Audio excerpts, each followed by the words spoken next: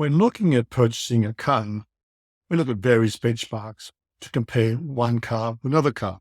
For example, fuel efficiency, litres per 100 kilometres or miles per gallon. And we compare motor size, whether we want a V8 motor or a V6 motor.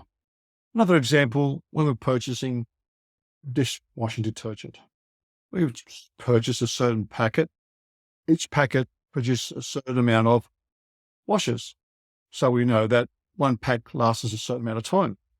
Food, standard yields, not much different. Very similar. Standard yields when determining food items refers to the edible or usable part of the food which is available after cooking and preparation. This particular standard item is prepared and cooked to the requirements of particular restaurant establishments. The objectives of standard yields are: we need to determine a standard cost for a particular item of food. And it's important in assisting us in menu costing and pricing. It helps us in converting projected requirements into raw food requirements.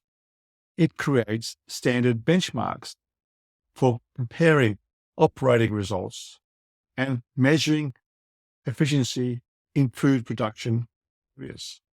It also establishes a benchmark for the number of food portions available from a specific item of food. Standard food will be determined from the results, particular size or grade of raw material. So the standard food yield will be from the original source that is purchased via predetermined purchase specification. Let's give an example. You're purchasing rump steak. You know that the rump steak per kilo, you've got 20% wastage, and your portion sizes are 200 grams each. So you've got 4 200-gram portions and 200 grams of fat. So basically, from that 1 kilo of rump, you are producing 4 portions. So you divide that into the cost per kilo, so you know what your actual yield is, standard yield for each item. Another example would be you're buying boxes of oranges to produce orange juice. You may have a standard 10-kilo box produces X amount of litres or pints of orange juice. So you know how many boxes you need to produce oranges for a particular day or week or whatever purchase item you've got. Another factor to consider is the type of oranges you use, whether you use neighbour or the oranges. One has got a better yield than the other. It depends on time of the year and price. So one may be a higher price than the other in the raw material stage, but be a lower cost yield. So it's important to note, as well as the size, it's the actual yield produced, so that you know that you've got enough stock on hand to produce the goods you require. Other factors to consider are cooking methods.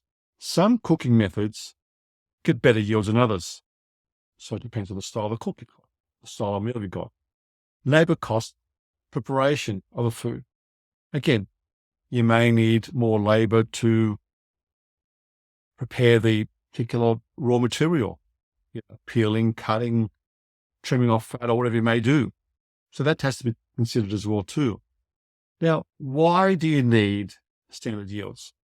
The main reason, so you can purchase correctly to get the number of portions required for the menu items to the specifications required to produce the results through standard recipes, consistent to the standards of the establishment.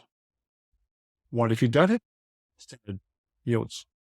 You seriously risk food costs blowing out because you may be buying random of standards and producing at random and getting inconsistent results and affecting customer satisfaction, and you may have loyalty problems.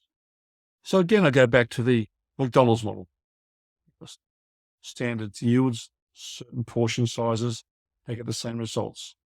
So if you purchase correctly, purchase specifications, you know your yields, and you take into account the factors like cooking and food preparation, other preparations such as slicing, dicing, trimming, that sort of thing, you'll ensure that you contain your costs, produce the quality that's required, which is consistent with the establishment. Like to hear comments, and subscribe to this channel for more videos like this.